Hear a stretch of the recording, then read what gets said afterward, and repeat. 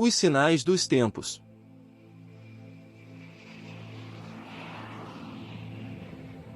Ao sair Jesus do templo, disse-lhe um dos seus discípulos: Olha, mestre, que pedras e que edifícios! Disse-lhe Jesus: Vê estes grandes edifícios? Não ficará pedra sobre pedra que não seja derribada. Estando ele sentado no Monte das Oliveiras, defronte do templo, perguntaram-lhe em particular Pedro, Tiago, João e André: Dize-nos quando sucederão estas coisas, e que sinal haverá quando elas estiverem para se cumprir. Então Jesus começou a dizer-lhes: Vede que ninguém vos engane. Muitos virão em meu nome, dizendo: Sou eu, e enganarão a muitos. Quando, porém, ouvirdes falar de guerras, e rumores de guerras, não vos assusteis, porque é necessário que assim aconteça, mas não é ainda o fim. Pois se levantará nação contra nação, e reino contra reino. Haverá terremotos em vários lugares, e haverá fomes. Estas coisas são o princípio das dores. Estais vós de sobreaviso, pois vos hão de entregar aos tribunais e sereis açoitados nas sinagogas, e haveis de comparecer diante dos reis e governadores por minha causa, para lhes servir de testemunho. Mas é necessário que primeiro o Evangelho seja pregado a todas as nações, e quando vos conduzirem para vos entregar, não vos preocupeis com o que haveis de dizer, mas falai o que vos for dado naquela hora, porque não sois vós os que falais, mas o Espírito Santo. Um irmão entregará à morte a seu irmão e um pai a seu filho, e os filhos se levantarão contra seus pais e os farão morrer.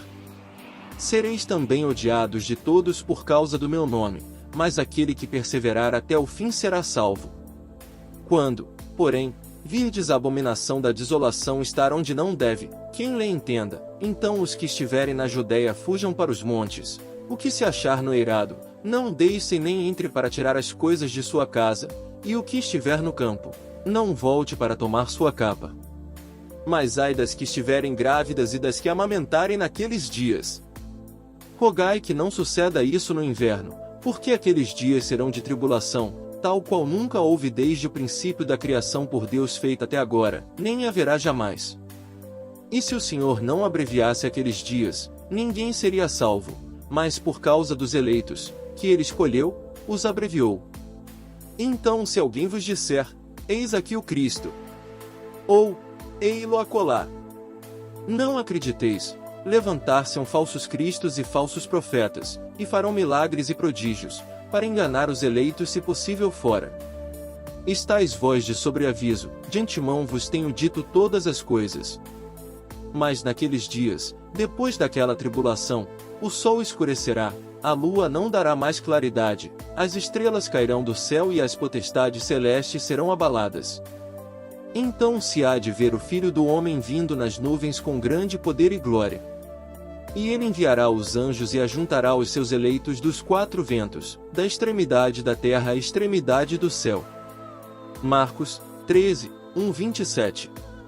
Este trecho do Evangelho, provavelmente da última fase da vida de Jesus, é digno do nosso estudo e atenção. Já o Mestre havia lançado o seu libelo contra os escribas e fariseus, os cegos guias de cegos, que erigiam os sepulcros dos profetas a quem seus pais haviam trucidado, aos traficantes das graças de Deus, aos vendilhões do templo.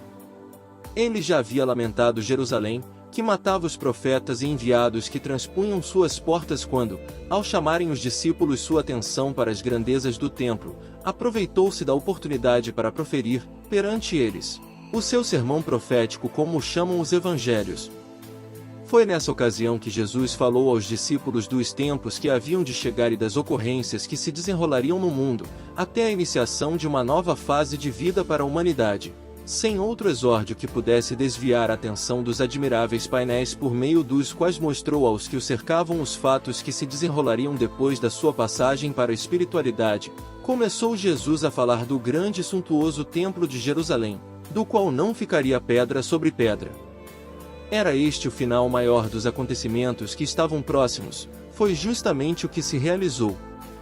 Do templo de Jerusalém não ficou pedra sobre pedra, como também não ficará pedra sobre pedra de todos os monumentos que o orgulho, a vaidade e o egoísmo humano edificaram em nome de Deus. Grande era a missão que cumpria ao Mestre levar a termo, e de retirada do templo onde ele havia apostrofado os sacerdotes, o mestre seguirá para o Monte das Oliveiras, sítio predileto onde, por várias vezes, se tinha reunido com seus discípulos, mostrando-lhes do alto do pico, cuja vista abrangia extensos horizontes, as belezas da natureza matizada pelos reflexos do sol. Sentado na relva, melancólico e pensativo, começou então o mestre a responder às perguntas daqueles que deveriam apostolar a sua causa, salientando os fatos que assinalariam o fim dos tempos do mundo sacerdotal, que precederia o início do mundo espiritual, ou seja, da fase iniciativa do reinado do espírito sobre a matéria. Tomando como símbolo das grandezas humanas o Templo de Jerusalém, Jesus fez ver a seus discípulos que todas essas pompas luxuosas, que adormecem o espírito e aniquilam o sentimento, distraem os homens de seus deveres para com Deus e o próximo, impedindo as almas de cumprirem seus deveres evangélicos. O mestre já havia também predito os grandes martírios que teria de sofrer, predições que se realizaram à letra, mas que tudo isso era preciso que se cumprisse, e que ele voltaria ao mundo no tempo da restauração final da sua palavra. Mas, antes disso, o mundo teria de passar por grandes transformações e a humanidade por grandes sofrimentos. Perguntando-lhe os discípulos a época em que ocorreriam esses acontecimentos, Jesus começou por ensiná-los a raciocinar, ensinando-lhes a discernir os homens e os espíritos, a fim de poderem distinguir os tempos preditos. Cuidado! Ninguém vos engane, porque muitos virão em meu nome dizendo, eu sou o Cristo, e enganarão a muitos. Se alguém vos disser, eis aqui o Cristo ou ei-lo ali, não acrediteis, porque hão de levantar-se falsos cristos e falsos profetas e mostrarão tais sinais e milagres que, se fora possível, enganariam até os escolhidos. Se disserem que o Cristo está no deserto, não saiais, se disserem que está no interior da casa não acrediteis porque assim como o relâmpago sai do oriente para o ocidente, assim será a vinda do Filho do Homem. Com esta exposição Jesus fez ver que a sua vinda não seria como daquela vez, em que fora crucificado, viria em espírito, presidindo o grande movimento de espiritualização do mundo, tal como se está verificando sob os auspícios do Espiritismo. Frisou bem os mistificadores, que apresentariam Cristo fechados em câmaras e no interior das casas, assim como os que aparecem nos desertos, arrebatam multidões curiosas e constituem redutos de fanáticos.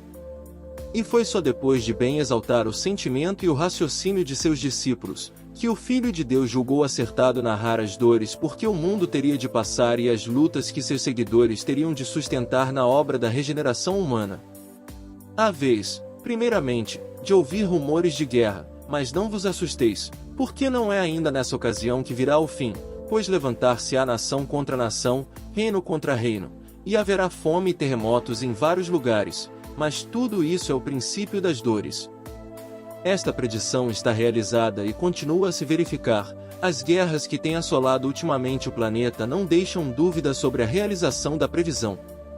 Os ataques contra a palavra apostólica, levando os divulgadores da aos tribunais, têm continuado desde os primeiros tempos do cristianismo. Desde os tempos de Nero, prosseguindo sempre, estendendo-se à alçada da Igreja de Roma, que entregava os hereges ao braço forte para lhes serem infligidos os maiores suplícios, a história dos inquisidores e da Inquisição, compondo páginas de sangue na história da humanidade, deixam ver claramente o cumprimento também desse trecho do Evangelho. A Grande Guerra de 1914 a 18, que fez mais de 30 milhões de vítimas, a Grande Peste que levou outras tantas ou ainda mais, as lutas que ferviram em todo o mundo não são mais que os sinais característicos, preditos pelo Nazareno, do fim dos tempos em que o mundo terá de passar por uma completa reforma no que se refere à moral. Jesus acrescentou que, em virtude da iniquidade a que os homens se entregariam, o amor se esfriaria e não haveria mais caridade, os afetos se extinguiriam e o caráter se abastardaria. É o que estamos vendo por toda a parte. O luxo, as pompas, a ganância do ouro, o desejo da multiplicação de fortunas, o egoísmo endeusado, e, de outro lado, o desprezo para com os necessitados, para com os enfermos e abandonados. Em vez de hospitais, erguem-se igrejas, em vez de casas de instrução, constroem-se cadeias, em vez de luz, a humanidade veste-se de trevas. Um dos mais característicos sinais dos tempos é a pregação do Evangelho. Como está escrito, este Evangelho será pregado pelo mundo todo, então virá o fim. Graças ao Espiritismo, ou seja, aos Espíritos da Verdade, este convite para seguir a Cristo se está realizando como um aviso amoroso da vinda, em espírito, de Jesus, que restabelecerá na terra o reinado do Espírito. A pregação do Evangelho é o machado posto à raiz das árvores infrutíferas, é a exortação à regeneração dos costumes para a espiritualização dos homens. Outro característico igual é a abominação da desolação predita pelo profeta Daniel, que se havia de verificar no lugar santo. É fato bem patente aos olhos de todos, o que os homens chamam lugar santo são as igrejas, e não há quem conteste a desolação que lavra nas igrejas. Que é atualmente religião? Nada. O que é uma igreja? Um lugar abominável, onde se pode encontrar tudo menos amor a Deus, caridade, amor ao próximo, respeito, moral. A igreja atual é um ponto de diversão como qualquer outro, é um botequim de festas onde se mercadejam frangos e leitões. Que é a religião do povo, hoje? Onde está a fé, a esperança, a caridade, que unem, sustentam, amparam e elevam a massa popular? O que são tráficos de missas, tráficos de batismos, tráficos de casamentos, tráficos de nascimentos e tráficos de mortos? Tudo é mercadoria, tudo se vende na religião do povo, tudo se mercadeja nas igrejas dessa Babilônia. A imortalidade, a comunhão das almas e dos santos, desapareceu do credo, o diabo venceu a divindade, o inferno tragou o céu. Não há crença, não há fé, para a massa do povo, tudo termina com a morte. A igreja proclamou: pulvis est, e in pulveris reverteris, espoi ao pó tornarás, spiritus que vales non redit. Os mortos não retornam. O túmulo é então a última palavra da vida. Eis o sinal certo do fim dos tempos, eis a desolação e a abominação, predita por Jesus, imperando no lugar santo. As últimas predições do Mestre, exaradas no referido capítulo, versam sobre os fenômenos físicos, os sinais no céu. Todos dizem: o tempo está mudado. De fato, o tempo está mudado e essa mudança foi predita por Jesus há quase 2000 anos, para assinalar o fim do mundo da carne e o advento do mundo do espírito. Finalmente, diz o texto, as estrelas cairão do céu e as potestades serão abaladas. Essas estrelas mais não são que os espíritos superiores, que viriam tomar parte nessa restauração, mesmo porque só eles serão capazes de abalar as potestades, os governos civis e religiosos, da terra e do espaço, que conduziram os homens à degradação em que se acham. Eles vêm a juntar os escolhidos dos quatro ventos e chamá-los a formar esse reino desejado, que pedimos cotidianamente ao Senhor no Pai Nosso. Vamos concluir, aconselhando o leitor a tomar um lugar nas fileiras do Cristo, porque só assim ficará resguardado dos males futuros que farão ruir o mundo velho com suas paixões, para, removidos os escombros, erguer-se em cada alma uma cátedra onde o Espírito da Verdade possa pontificar.